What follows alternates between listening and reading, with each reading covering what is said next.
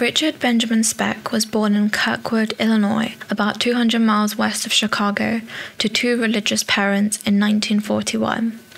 He was the seventh of 8 children. However, at 6 years old, his life turned for the worst.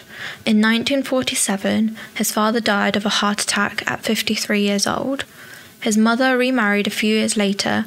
Richard's new stepfather, however, was the worst father figure for him. He was a traveling salesman with a long criminal record who would drink and verbally abuse him. They moved to East Dallas in Texas, where they bounced from house to house, living in many of the poorer neighborhoods of the city. His academic record was extremely poor, and he refused to wear the glasses that he needed and would not speak in class due to anxiety. He repeated the 8th grade and eventually dropped out in the 2nd semester of his first year of high school. By this time, he had picked up his stepfather's bad habits of drinking and got drunk almost every day. Richard held several regular jobs and even got married with a 15-year-old girl who he had met at Texas State Fair because they were going to be parents. He got a tattoo of "Born to Raise Hell" on his arm and lived by this. Before the age of 24, he was arrested 41 times. His first severe prison sentence was in July 1963 at age 21, where he was convicted of forging a signature on a stolen check and for robbing a store. He was originally supposed to serve 3 years. He was paroled after only 16 months, but he returned to his cell a week later on charges of aggravated assault and a parole violation. Shirley Malone reportedly lived in fear of him. Shirley said Richard would often rape her at knife point and demanded sex 4 or 5 times a day from her.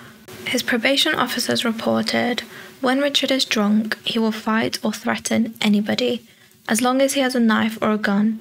When he's sober or unharmed, he couldn't face down a mouse." His career was beginning as a criminal, and his arrest included theft, robbery, fraud, and assault. In 1965, Richard attacked a woman in a parking lot of her apartment building with a 17-inch carving knife.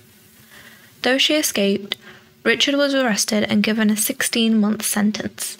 He was ultimately released after 6 months due to an error.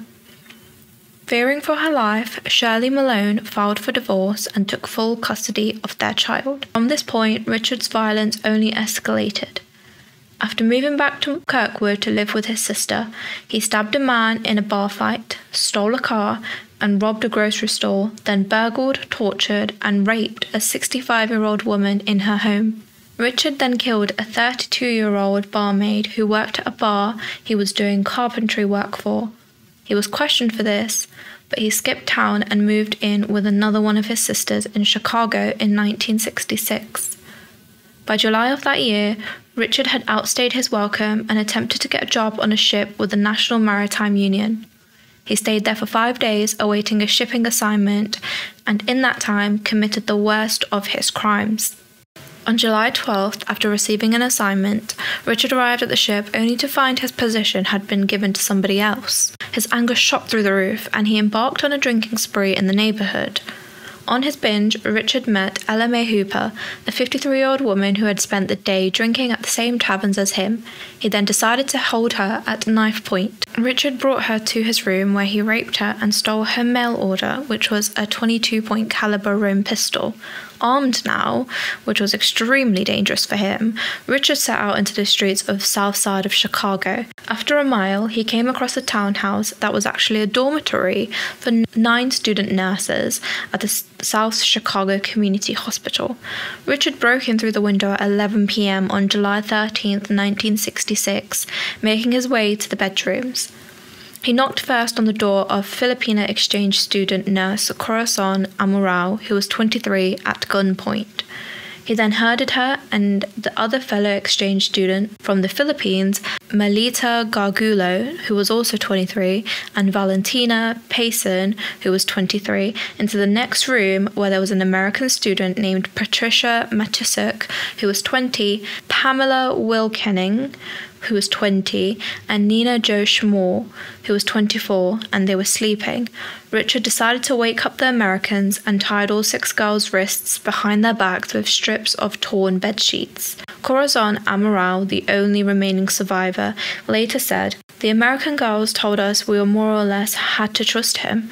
Maybe if we were calm and quiet, he will be too. He has been talking to us all this time and he seemed calm enough, and that is a good sign.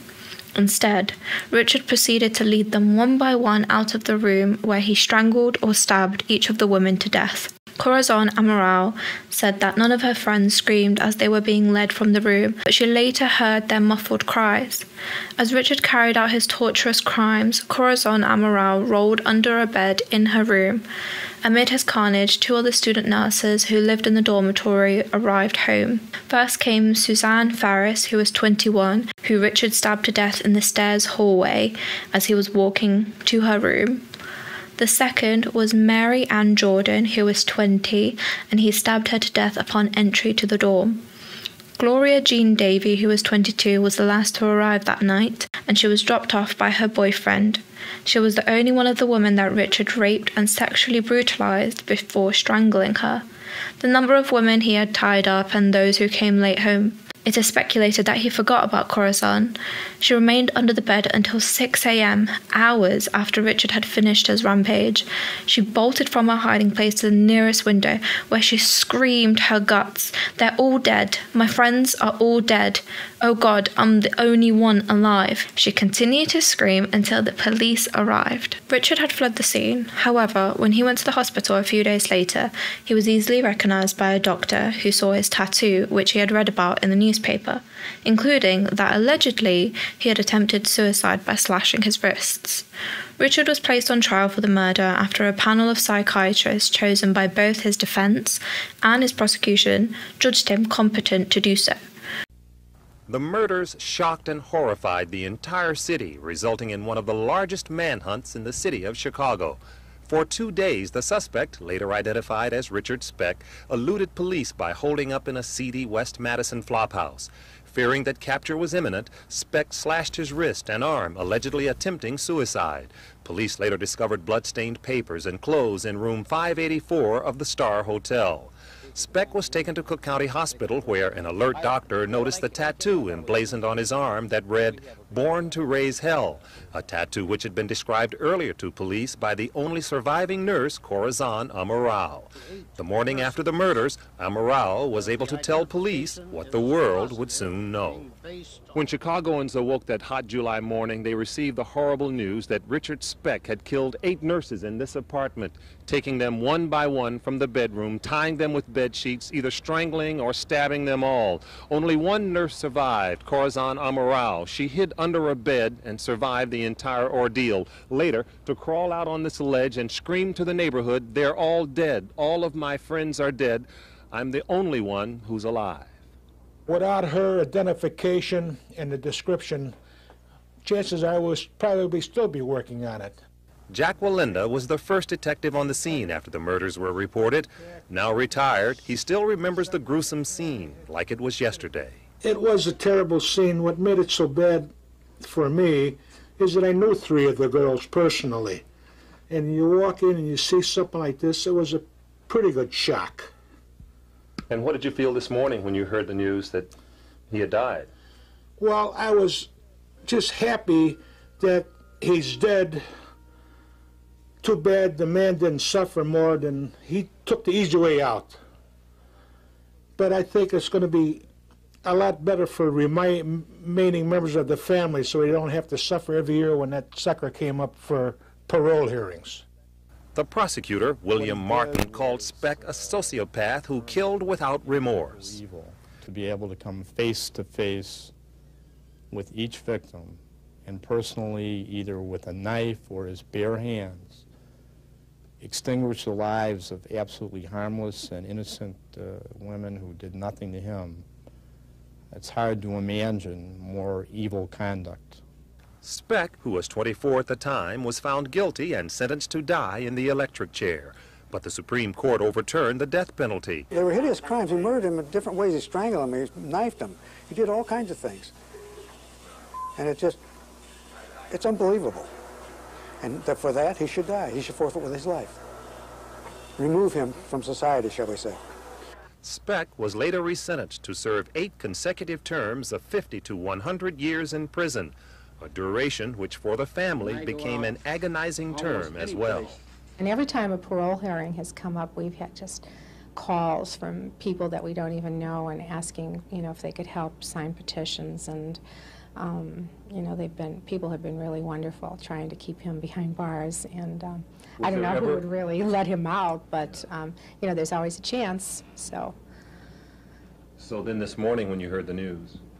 Well, I knew that we weren't going to have to go through that anymore, and we can kind of, let it ride and not have it in our minds constantly brought up, and so it was a big relief. Of course, there's no remorse, and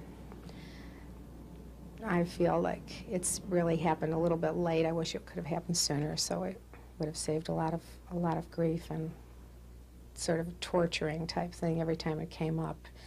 And I think he's had a pretty good life and a pretty good ending, really, for what he has done. And I understand that, he really didn't do very much, and he must have ate very well, because I understand that he has gained, like, a tremendous amount of weight.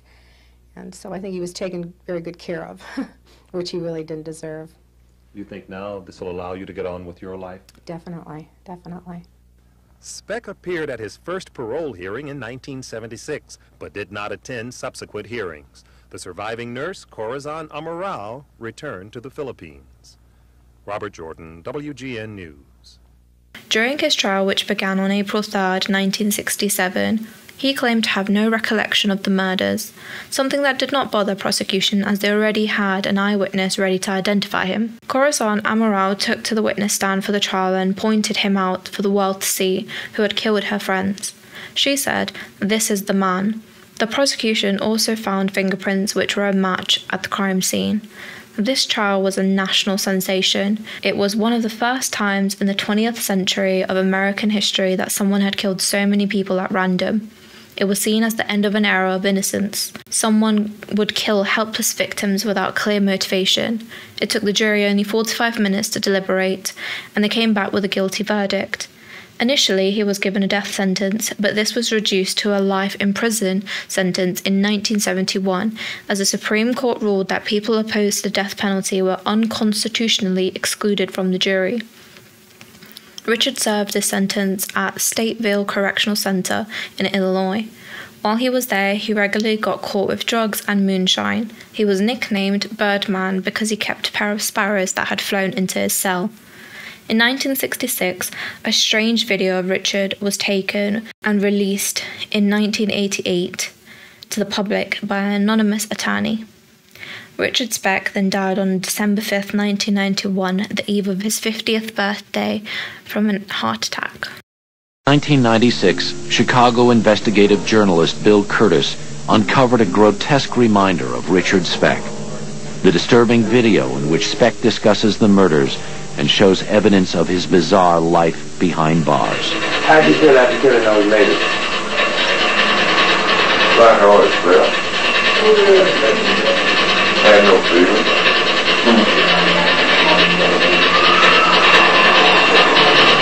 And I felt sorry or anything, no. More shocking than Speck's lack of remorse was his change in appearance. Apparently through the use of hormones, he had transformed his body to ensure his survival in one of America's most dangerous prisons. He had the certain trappings of a female body that made him very desirable to inmates. The breasts and the, silk feminine underwear were all part of the scheme by which he kept himself alive, and not only alive, but well supplied with goodies like liquor and cocaine, because he was what's known as a queen bee in the penitentiary. And it worked. He didn't get killed like Dahmer. Absolutely cunning survivor. Yeah, George, you know how much fun I've had. This church would lose. That's also what disappointed a lot of people. We wanted him to hurt. We wanted him to be in pain. We wanted him to die. But Speck may have suffered a fate worse than death. 25 years of humiliation and abuse. Do you like being by me? Absolutely. Have you always liked being by men? Sure. You wearing blue pants today? Yeah. Can you see? Take some of that. They could have been prostituting him out too, and maybe they were. He was probably punished more the way it went than had they have executed him. It was a grotesque transformation. The psychiatrist who became Speck's only confidant believes that by forfeiting his manhood, Speck found a way to punish himself for his crimes. He felt that somewhere along the line he had to experience the same kind of degradation and humiliation that he had inflicted on others, to feel that he had taken a woman's place, was being used as he had used women. He was a miserable person who lived a miserable life. I think he got his justice. So often we create a monster out of Richard Speck, and sometimes it is worthwhile to back off and say, well, maybe he wasn't a monster. Maybe he was all too human. That is the most frightening thing of all.